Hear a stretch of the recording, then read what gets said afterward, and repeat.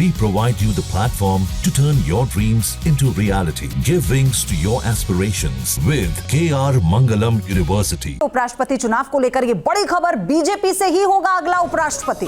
ये सोर्सेस जानकारी दे रहे हैं, निर्वाचन आयोग ने चुनाव की जो तैयारी है वो शुरू कर दी है। जल्द ही चुनाव की जो तारीख है वो भी घोषित की जा सकती है, ये जानकारी इस वक्त मिल रही है। यानी कई नाम इसमें आगे चल रहे थे, लेकिन फिलहाल सूत्र ये कह रहे हैं कि बीजेपी से ही अगला उपराष्ट्रपति होगा। तो अब कौन होगा, कब तक इसका ऐलान कर दिया जाएगा, कब तक ये ऑफिशियल जानकारी आएगी कि कौन होने वाला है अगला देश का उपराष्ट्रपति। हालांकि इससे पहले कल रेवंत रेड्डी का बयान सामने आया था, उनकी ओर से ये कहा गया था कि जो भी हो वो साउथ से होना चाहिए। कल उनकी डिमांड ये थी, लेकिन अभी लगता है मेहमानी मौके की नजाकत को देखते हुए कि दक्षिण से कोई होगा।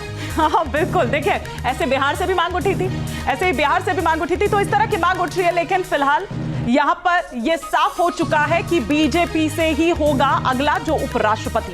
बिल्कुल, विकास चंद्रा इस वक्त हमारे साथ जुड़ चुके हैं। विकास, ये कंफर्म है कि बीजेपी से ही होगा, तो क्या आपके सोर्सेस कुछ नाम भी बता पाएंगे?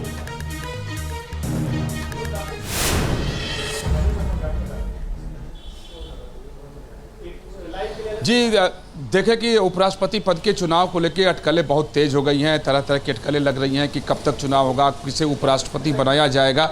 हालांकि अगर जो जानकारी मेरे पास है कि आधिकारिक तौर पर अभी किसी के नाम पर कोई मुहर नहीं लगी है, किसी नाम पर किसी नाम को तय नहीं किया गया है, लेकिन जो जानकारी छनकर सामने आ रही है उसके अंदर कई ऐसे नाम हैं जिन नामों पर अटकलें लग रही हैं। लेकिन सबसे महत्वपूर्ण बात जो सामने आ रही है वो ये है कि इस बार बीजेपी कैडर का ही व्यक्ति, यानी बीजेपी की विचारधारा का जो व्यक्ति होगा, पार्टी कैडर पर चलने का, पार्टी लाइन का जो व्यक्ति होगा, पार्टी का जो कैडर होगा, उसको ही उपराष्ट्रपति बनाया जाएगा। क्योंकि पहले सतपाल मलिक और अब जगदीप धनखड़ का अनुभव बीजेपी के लिए काफ़ी खराब रहा है, ठीक नहीं रहा है। तो अब पार्टी नेतृत्व ने तय किया है कि अपने किसी कैडर को ही उपराष्ट्रपति बनाया जाएगा, और साथ ही उस पर मंथन भी पार्टी के अंदर जारी है। और जानकारी ये भी आ रही है कि प्रधानमंत्री जैसे ही विदेश यात्रा से लौट कर आएंगे तो फिर नामों पर चर्चा होगी और एक नाम पर मुहर लगा दी जाएगी। और उसके बाद सबसे एक महत्वपूर्ण जानकारी ये भी आ रही है कि चूंकि अभी कार्यकाल बचा हुआ था जगदीप धनखड़ जी का, उन्होंने इस्तीफा बीच में दे दिया, लेकिन अब जो चुनाव होगा तो बचे हुए कार्यकाल के लिए नहीं होगा, पूरे 5 साल के लिए होगा।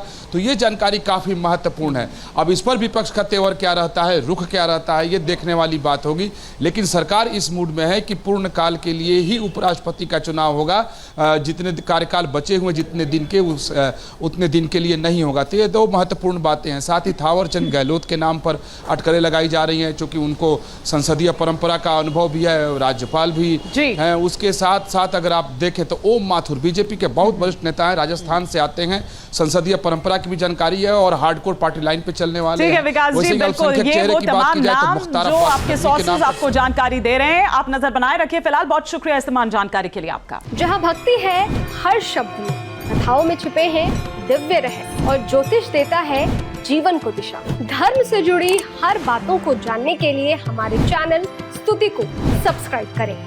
चैनल पर जाने के लिए इस लिंक पर क्लिक करें।